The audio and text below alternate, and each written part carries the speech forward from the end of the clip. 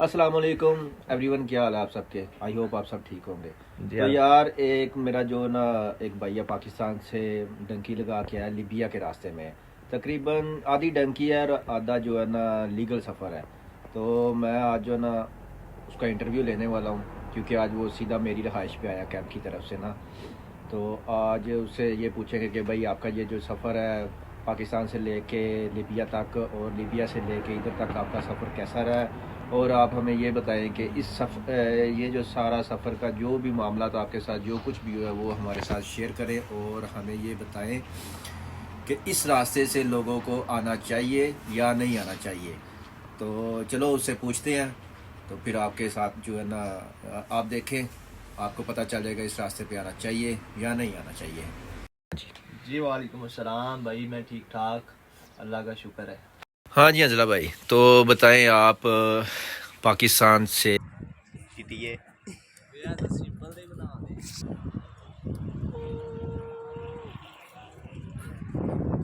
कब और कैसे निकले। मैं भाईजान अभी कंफर्म तो नहीं, लेकिन मैं 3 मार्च वाले दिन निकला था, इतना मुझे याद है। 3 मार्च वाले दिन निकला था पाकिस्तान 2023। तो पाकिस्तान से 2023। निकला था, हाँ, दुबई में। तकरीबन हमारा सारा सफ़र जो है ना वो लीगल ही था, लेकिन लीबिया से आगे जो है ना वो मतलब कि डंकी थी। उससे पीछे जितना भी आए हम लीगल ही आए हैं, बाई एयर ही आए हैं। मतलब पाकिस्तान से 3 मार्च वाले दिन मेरी टिकट थी दुबई की, दुबई से मेरी टिकट थी अगले दिन की 4 मार्च वाले दिन की मिस्र की, मिस्र से ऐसे आगे लीबिया की टिकट थी।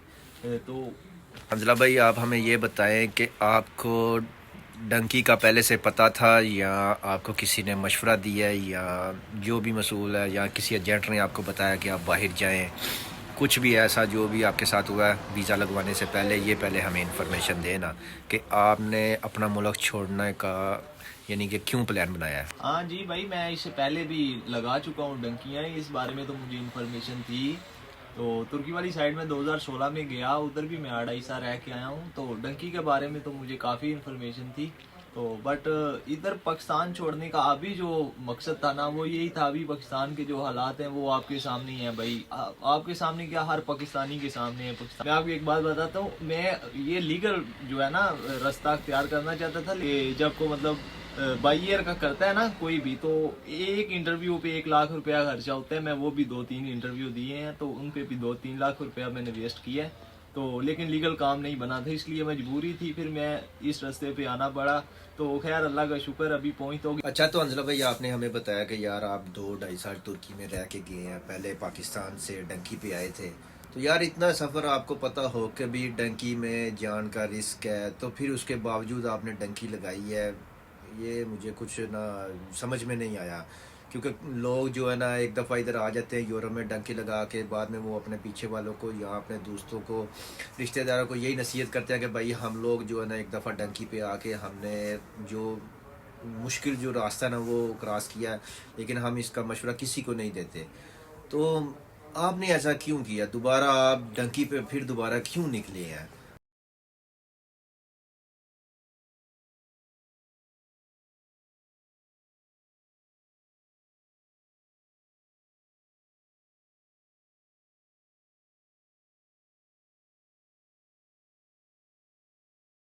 भाई पता है क्या, मुझे इस चीज़ का पता था, ये जो डंकी है ना ये बहुत मतलब कि बुरी चीज़ होती है। मुझे ये मैं आइडिया था, पहले से जानता था। बट ये जो लीबिया वाला रास्ता था ना, ये स्टेट रास्ता था। मतलब जब सुनता था ना, मेरे कई दोस्त इस तरह इस रास्ते से गए कि कोई मतलब सफ़र पैदल का नहीं, कोई इस तरह का नहीं। लेकिन भाई यकीन करें, जब मैं आया हूँ ये तो पैदल से भी ज़्यादा खौफनाक है। ये जो समंदर का रास्ता है, 3 दिन मुझे लगे इधर पहुँचते समंदर में।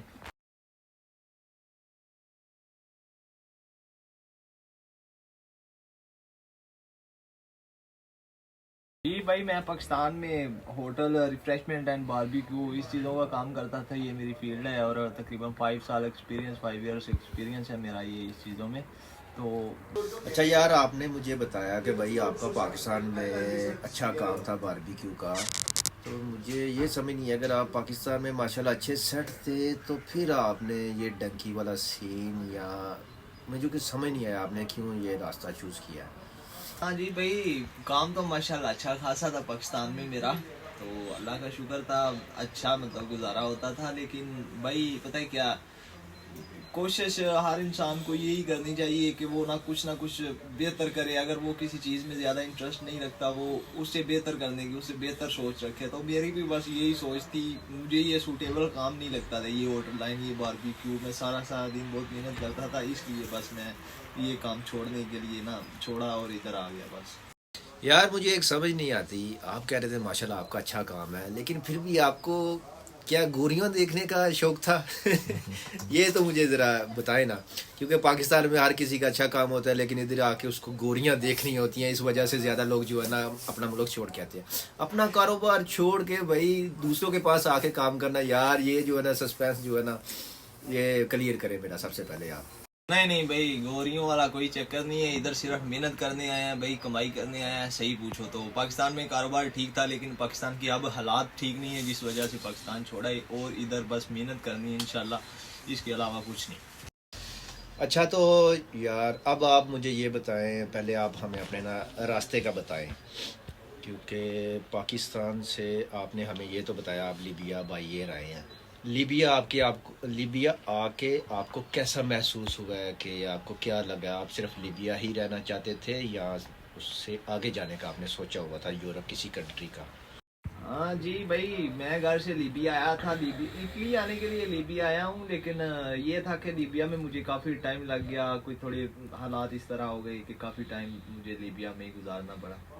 तो भाई आपने हमें बताया आप घर से ये सोच के निकले थे कि आप आगे यूरोप में किसी कंट्री जाना चाहते हैं। तो पहले आप हमें ये बताएं कि आपने बोला कि आपने लिबिया में इतना टाइम गुजारा, तो उधर आप कोई काम वगैरह करते रहे हैं या किसी के पास, कोई रिश्तेदार के पास या किसी दोस्त के पास, या कुछ भी क्या करते रहे हैं? और उधर के हालात कैसे हैं वो हमें बता दें ज़रा, जॉब्स वगैरह।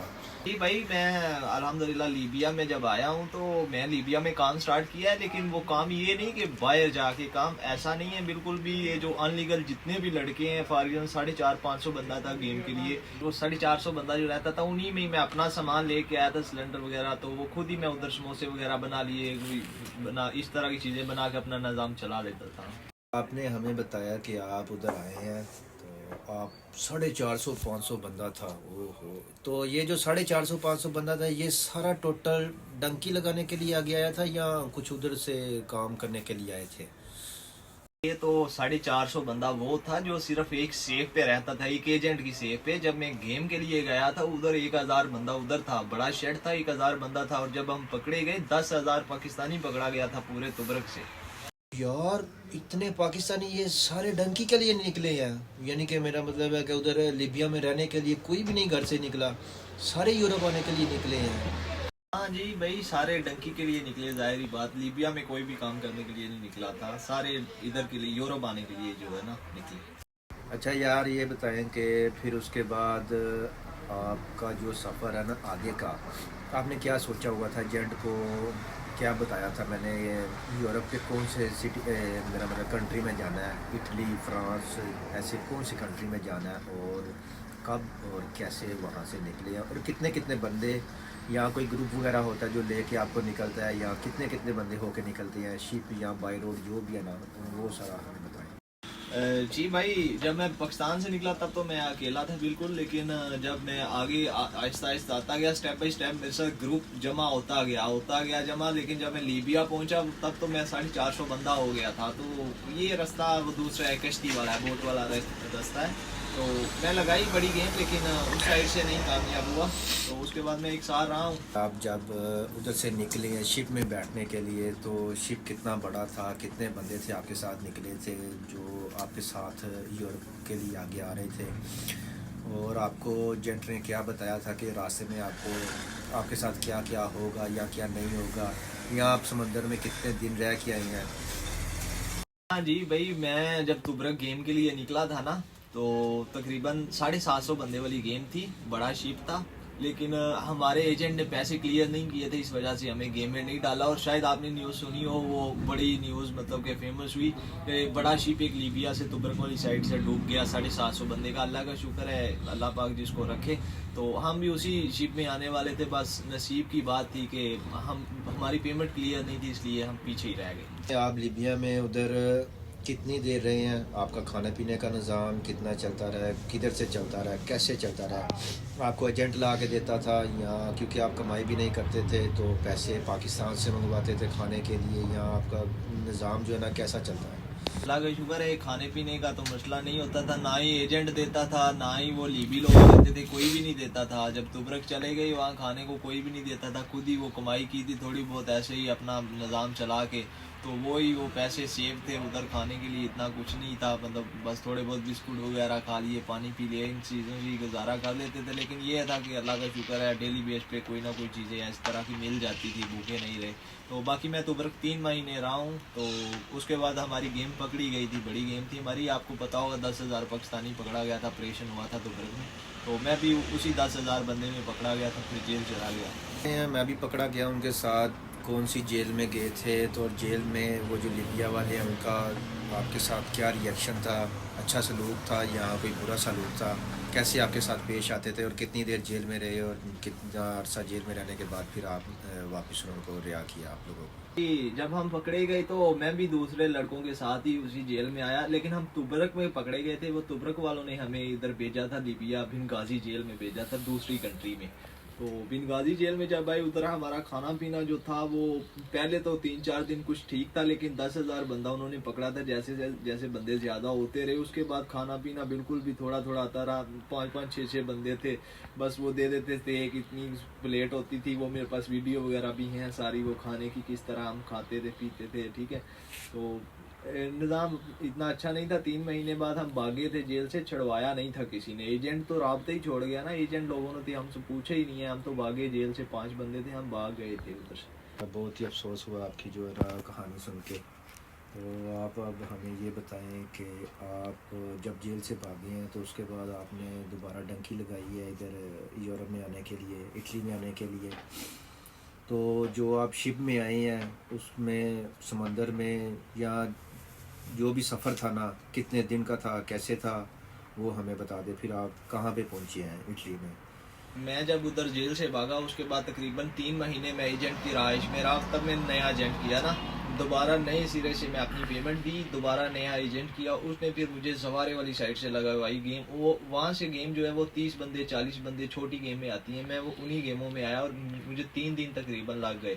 तो बहुत परेशानी थी, रास्ते में खाना पीना नहीं था कश्ती में, लेकिन अल्लाह का शुक्र है अभी इटली पहुंच गए, अभी तो सारा कुछ सेट हो गया। अभी देखें खूबसूरत नज़ारे हैं, पीछे देखें पहाड़, खूबसूरत बिल्डिंग्स हैं, अच्छे अच्छे लोग हैं, तो अल्लाह का शुक्र है अब बेहतर है सब। जब आप इटली लैंड हुए हैं तो इधर आके आपको ये कैंप रहाइश वगैरह कैसे मिली है? ये जो आप जब इटली में आप पहुँचे हैं, किसी जजीरे पे पहुँचे हैं, किसी शहर पे पहुँचे हैं, आगे से भी आपको एजेंट लेके गए हैं पुलिस वालों के पास यहाँ अजील करने के लिए, तो ये निज़ाम जो है ना ये कैसा रहा आपका?